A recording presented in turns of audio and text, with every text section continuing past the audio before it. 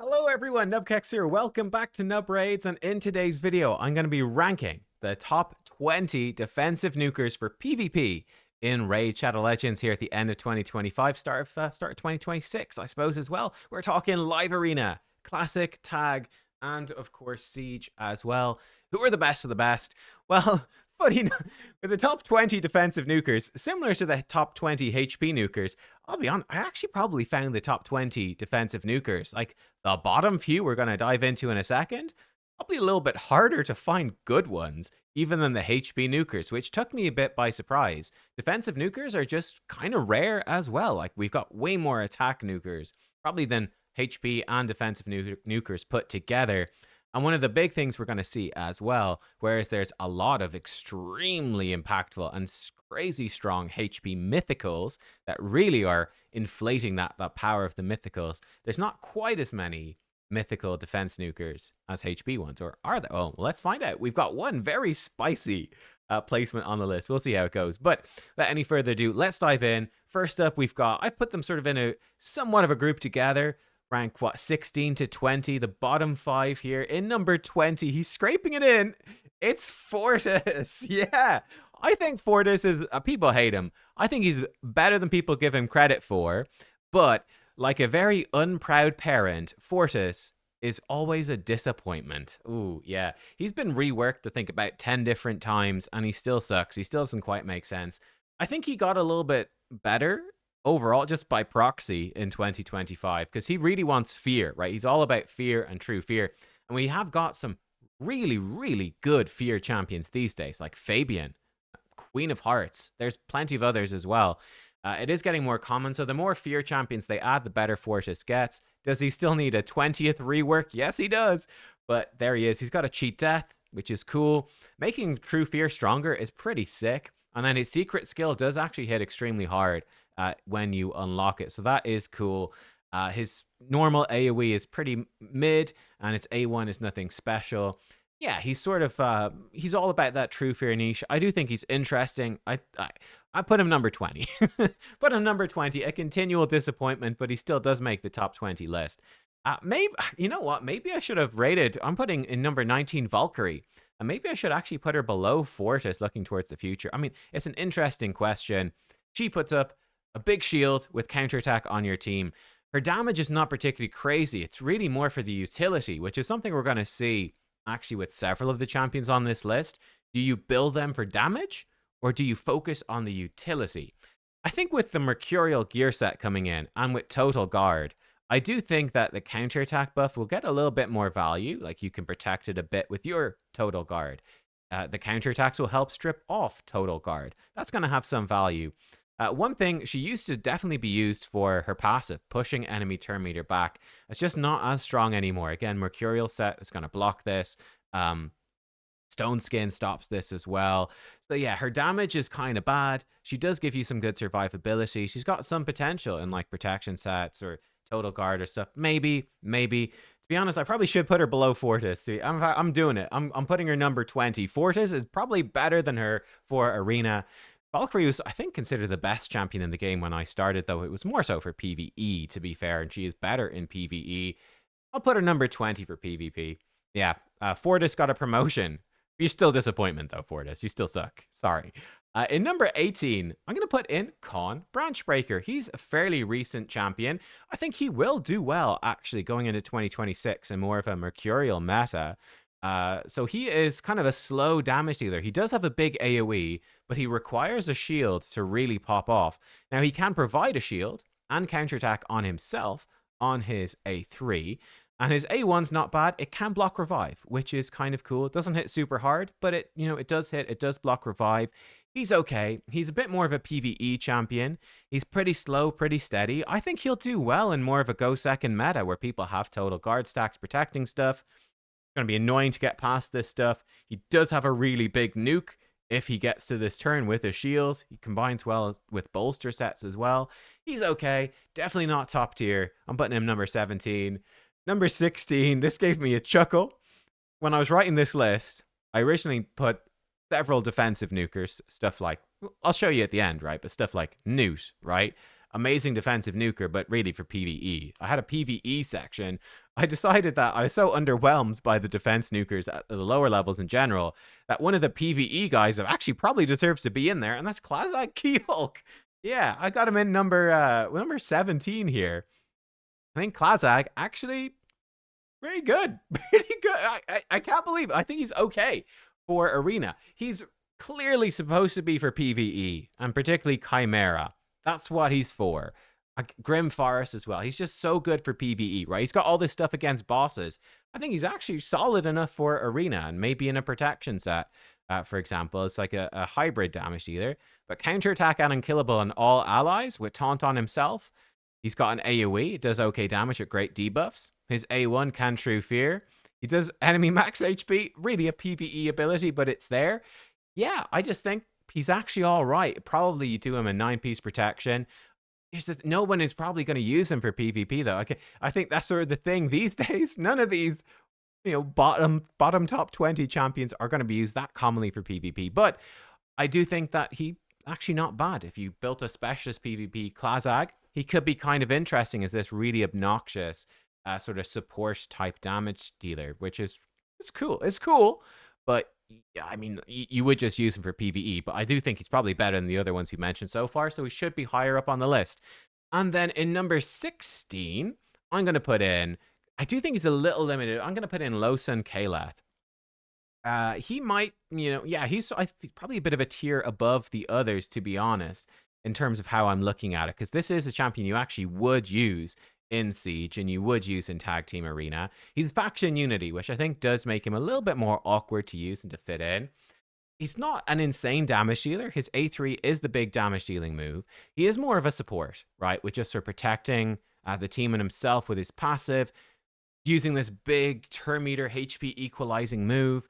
That's more what he's about. His damage is not too crazy, but he is pretty interesting. He's definitely, I would say, a step above. This is a champion you definitely will see used in PvP, but not all that commonly. I just don't find him to be that crazy, but he is there, and he's worth noting. After that, I've put him slightly higher. Maybe this is a little generous, but we've got Ragash. I think Ragash will do all right in a Mercurial sort of meta as well. He's definitely more commonly used in PvE, but he can be good. So he's got a defensive move, which is interesting, where he buffs up with strength and increased speed and puts perfect fail on himself. The other buffs are for the team. His big damage dealing attack, of course, is Fur Typhoon. The AoE, decreased defense before attacking and places a stun. This move is crazy good, but it really gets messed up by block debuffs or stone skin and stuff like that. Total guard again will sort of block him. But I think what's quite interesting is he does have the opportunity to sort of buff up the team, play a bit of a defensive role as well. Yeah, he's not too shabby. And now I'm thinking about, should I put Losan Kaleth? I'll put Kaleth higher. I'll put Ragash at number 16. We'll promote Kaleth above him. I do think Kaleth is a little bit better. In number 15, 14, wait, which way have I gone? Hang on, let me add, I'm switching the numbers around. I've lost track. Let me fix my list. All right, I fixed it. So yeah, we had Kaleth at Ragash down to 16, Kaleth at 15, number 14. I'm going to put in Staltus. Staltus is pretty interesting, actually. Defense nuker from the Bannerlords. What I like about Staltus is that he has 2 AoEs. I also like he provides his own increased defense buff, which is really handy to up his damage. He's got a double hitter A1, a double hitter A2, which each hit can stun as well. So he's bringing a bit of utility. His damage is not crazy, but he's got consistent AoE damage. The self buff and the stun debuff I think are particularly good. He also is immune from decreased defense, weaken, and even poison too. So he can be a little bit of a counter to some of those poisoners that can be annoying. So yeah, I think Staltus is actually pretty decent. He's not someone you see super commonly, but he does have a place, I think, in the arena meta. And yeah, there you go. You see the occasional player use him, and it can be pretty effective. So I'm putting him in at number 14.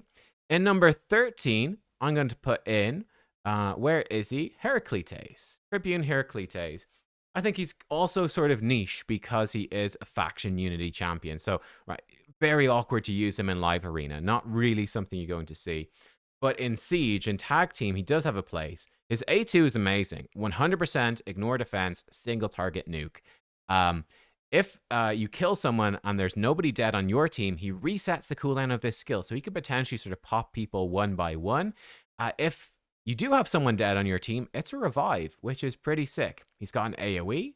It's decent. His A1 is pretty cool. I think one of the most fun things about him is that he scales up really crazy when he gets revived. And yeah, he also could do cool stuff when he's dead. So whenever he is dead and an ally attacks with a skill, he joins in with his A1, which places a true fear and also heals your team. It's pretty cool. So he has some interesting stuff going on. I think he's pretty powerful, but he's pretty limited, right? He's not a champion you're going to see in many PvP fights. It's a bit awkward to set up. And yeah, like that huge single target nuke is cool. But, you know, compare that to, let's say, Rotus, who can sort of do the same thing, but also get an extra turn. He's a little bit more niche in that sense, but I think he's good. So I'm putting him up there. Somewhat high rated. Maybe it's a little bit too high. Let me know in the comments. Again, he's not someone I see all that commonly, but he can be a big threat, mostly in Siege. In number 12, I think this is, you know, a champion who's more about the utility than the damage, but he's really, really good for that utility, and that's Helicath. Helicath comes in with some amazing defensive buffs. So block damage for 2 turns on a 4 turn. Turns it into increased defense after. Then he has a big shield proportional to his defense, and he can be counterattacking as well. Yeah, and he's counterattacking a lot with that A1. It's kind of interesting. He definitely was run a bit as a damage dealer back in the day. I do think, funny enough, it's awkward to rate him on the defensive nuker tier list. I put him in here as number 12 because I think he is better as a support. As a defensive damage dealer, he's okay. But yeah, it's more the supportive impact that is crazy. It's just the crazy thing. Like, run him super fast in 9-piece protection, and that protected block damage can be very difficult to deal with. A big protected shield. He's constantly counterattacking, and that can potentially be ripping off some total guard stacks in the future as well. I think that's where he's a bit better. As a damage dealer, I think he's just not great these days, but as a protector, amazing. In number 11, then, I'm putting another character who can be both damage dealer and protector. I think, yeah, she's kind of a more interesting mix, I feel, but it's Freya. Didn't quite make my top 10. Again, because she is that mix of support and damage dealer, but she is a fantastic legendary champion. She comes in, so she's got an AoE A1. It's her only damaging skill, but she does attack with this whenever a shield that she has placed is removed by damage. Once per turn only, but she can trigger these counterattacks pretty consistently. They can add up because she's getting up to 50% bonus defense when allies inflict crits. On top of that, she's more commonly used as the support, removing all debuffs, block debuffs, turn meter boost, increased defense, self-provided for the team with a big shield as well. Yeah, she's that really cool mix of defense and damage dealer. I think she can thread the line of the hybrid better than Helicath can. I think Helicath really leans into pure support, whereas Freya can be like, I'm the pure support, but I'm actually doing some pretty substantial damage over time with that A1 as well. You do see some Freyas built for pure damage too. That can work too. Very interesting champion, very cool. But there are, I think, 10 defense nukers that are better than her. Let's go to number 10. This is the spiciest one because I have never seen it used, but he has been buffed, and I think he could actually be quite strong. I think he probably is number 10. The problem, it's Androck, the Glorious. Problem is that his base form is so strong, you just build him as a support. So I've literally never seen anyone ever use him as a damage dealer for Arena, not even once.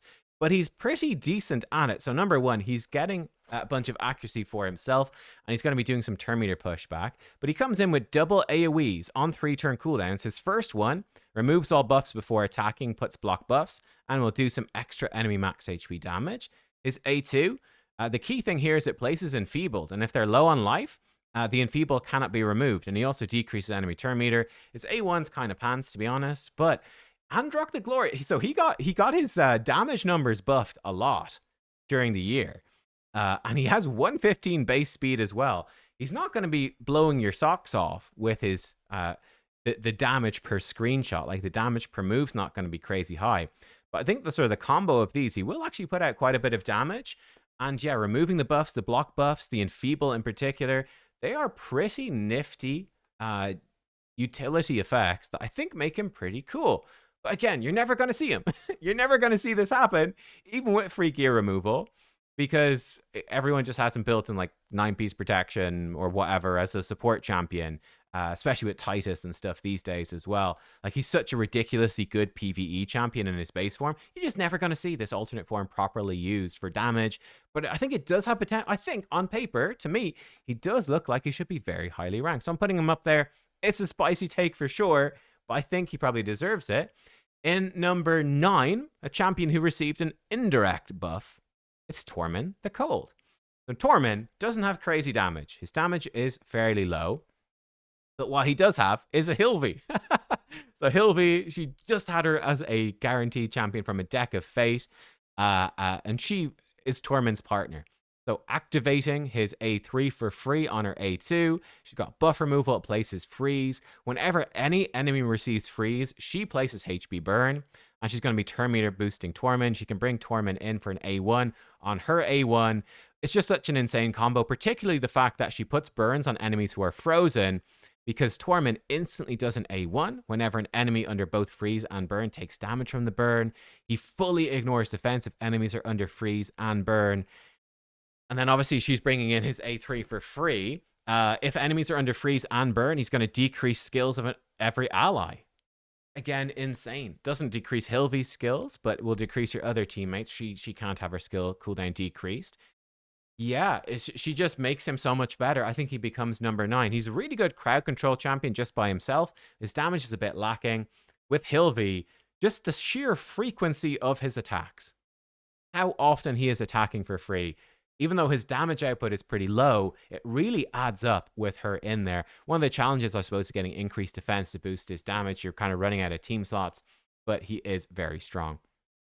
In number 8, back in the day, I think she would have been top of the list, but it's Harima. I think there are just basically 7 newer champions who are better than Harima for Arena, which is crazy to think, but there we go. I mean, Mythicals have come out since then and Faction Unity, so I guess it's not too crazy, but still, she is a top 10 champion. I've put her as number 8 here. She's got decent damage, big single target thing that can activate her AoE for free. She's got a decent AoE. The bigger thing about her, though, is the passive. Decreasing enemy ignore defense effects. That is the big selling point. Damage is good, but not too crazy. Solid, very strong, but it's really that defensive boost to your team. Completely neutering enemy damage dealers that makes her so special, that earns her this number 8 spot. That makes her, really phenomenally strong. Again, you don't see her anywhere near as commonly as you used to because there has just been power creep in the game as the years have gone by, but Harima still makes it top 10. I have her at number 8. A new champion, for me, is beating her out to number 7, and that is Gaspard the Accused. He's very new. You probably haven't seen much of him, but I think he's got very strong potential. Now, his damage output is not crazy high. It really is the utility, but particularly for his A3. This ignores shield and block damage, which are common enough. The key thing about this is that it blocks revive, and then also revives someone on your team, which is insanely good. And also, whenever an enemy is revived, he gets to do this for free. So if you kill any enemy, if they start reviving their team, they have to somehow survive this big ignore defense nuke that will block revive and then start reviving Gaspard's team. It's a very strong combo. It can really sort of snowball the fight, and once you've killed one of them, he just starts blocking revive everyone as they're picked back up by the reviver. You could just make it so they can't revive anyone effectively, which is insanely strong. His other AoEs aren't that crazy, but he brings some nice defensive buffs. And some debuffs on his A1 are not particularly good for PvP, but yeah, he's a very interesting champion with lots of support. His damage is not crazy, but the utility is very strong, and particularly the A3 block revive spam can just win fights, just makes it crazy good. So yeah, if he starts getting kills, it's sort of game over with Gaspard. In number 6, and I was debating this one, but I think, again, he's sort of an interesting mix. I'm putting Ashnar in at number 6. It's difficult to rank him because a lot of the value comes from like his Form 1 utility stuff, because he can be that turn meter booster, AoE burner, burn exploder. He can do a bunch of really cool stuff in his Form 1. I mean, I think he's such a cool mythical. And of course, he's making your team heal from HP burns instead of being hurt. That is insane. So any enemies that are relying on burn, yeah, this guy is great. His alternate form is a defense nuker, though. And again, he's got two AoEs, essentially. Because this move is just a straight up AoE, and he self buffs increased defense and crit damage. He's sort of like a Giga Charge Staltus in this form, really. It's an AoE. This one is a single target attack, but then it does repeat, so it is an AoE. Hits hard, his A1 hits hard as well. And again, he's making you immune to burns, and he benefits off burns. I think he's very, very solid. Because he's a mythical, he has a pretty big advantage. You lock him out in his base form with like a Fabian, no problem. He metamorphs, he's good to go. That's very powerful.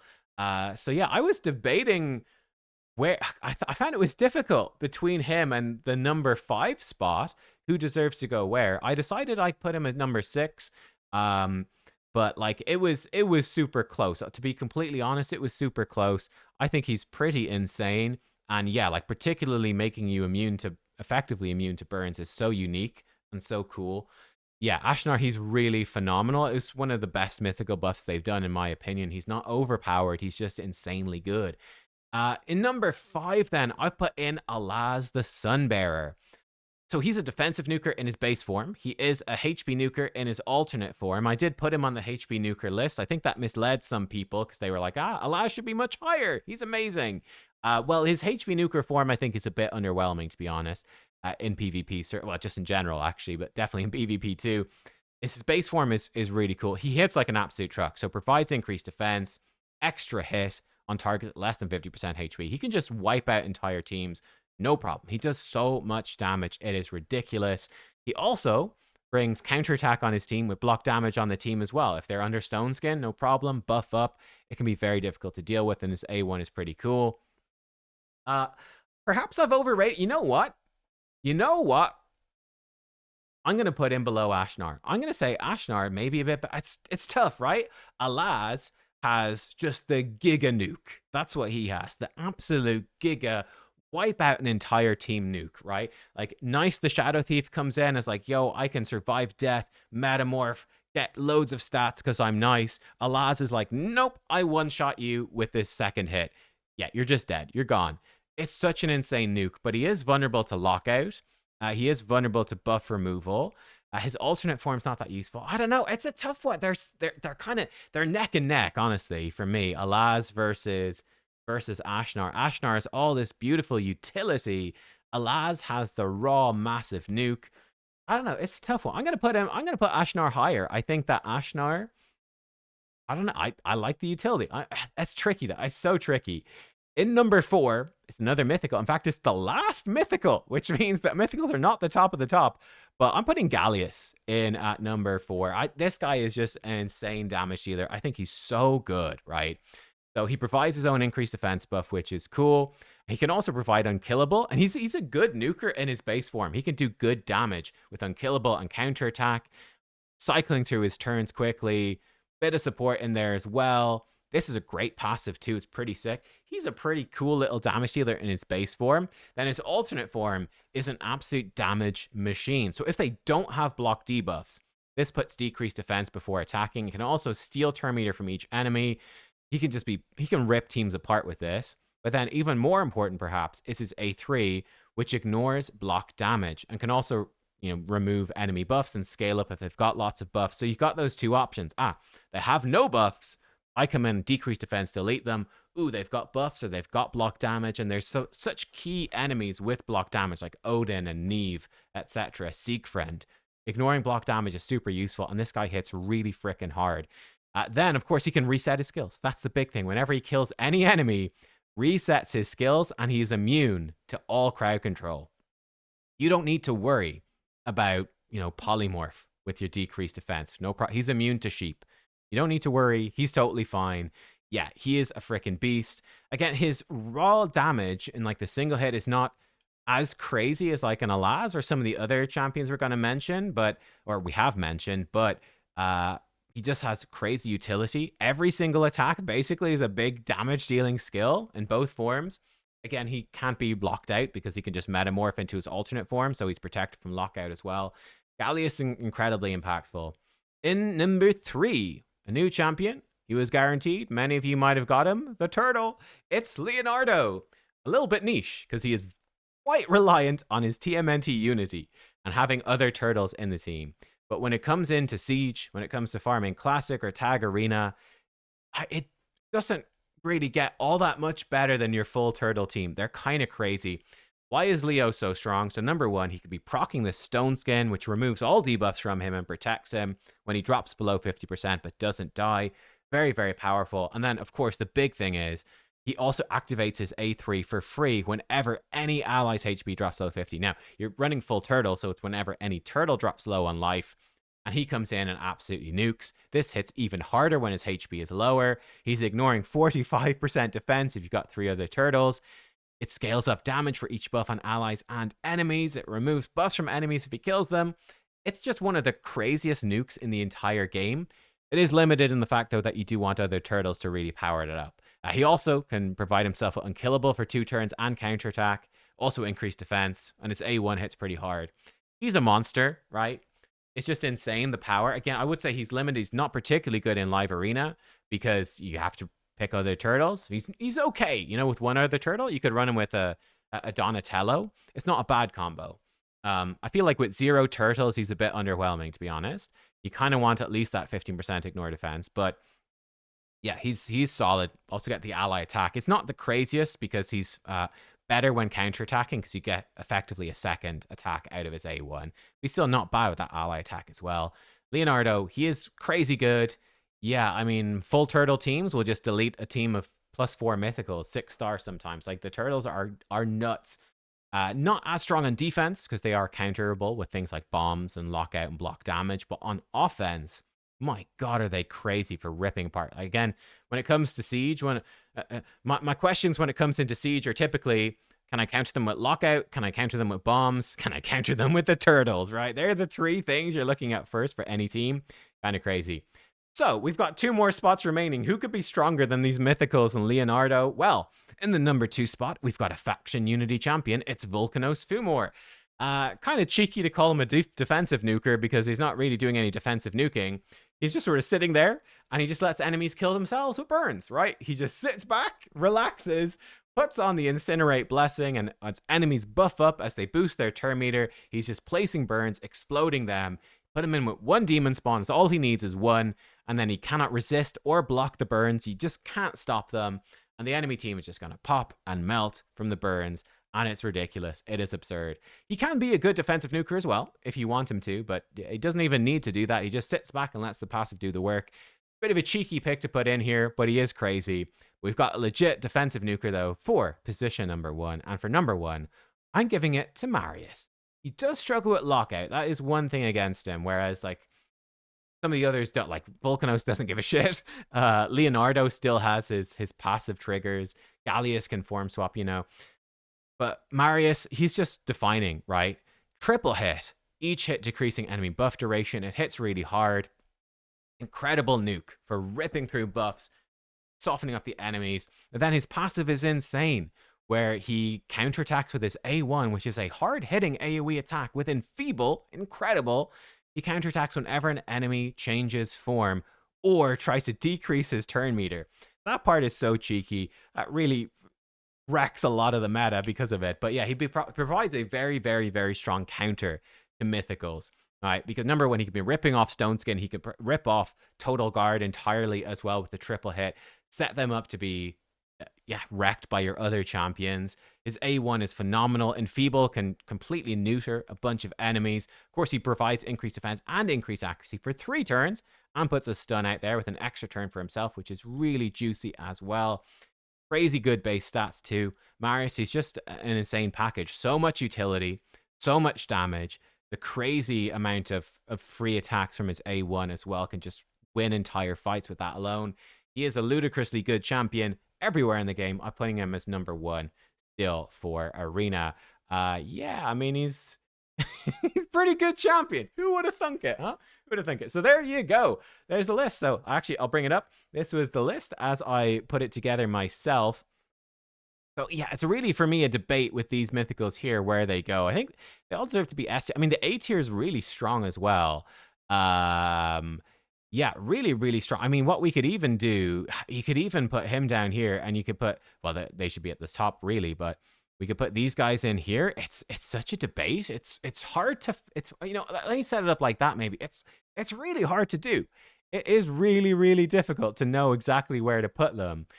Like, yeah, he's great, but he is a little bit niche. Alaz has the absolute giga clap, but I don't know. It's so difficult. It's so difficult to put them. But yeah, I mean the top ones are clearly the top ones, and they are so much better. I think that these top ones really define kind of the whole thing. And then you've got like the more supportive focus, the more niche ones down here. Like it really falls off pretty hard. Like honestly, these top, I'd say even the top 8 stand out. And then Tormund is like this newcomer on the block with Hilvi to really push him up. But gosh, these top 8 are like so much better than the other ones. It's kind of nuts. The top 9 even, they really are a tier above. And you've got viable damage / support here in B. C tier is pretty sketchy, I'll be honest. I've got the D tier. They didn't make it on. Give a shout out to Morag for being an epic. That's pretty cool. Solus desperately needs a buff. I mean, Lysanthier is more PvE, to be honest. He's more PvE. Yeah, lots of PvE defensive nukers that are incredibly good.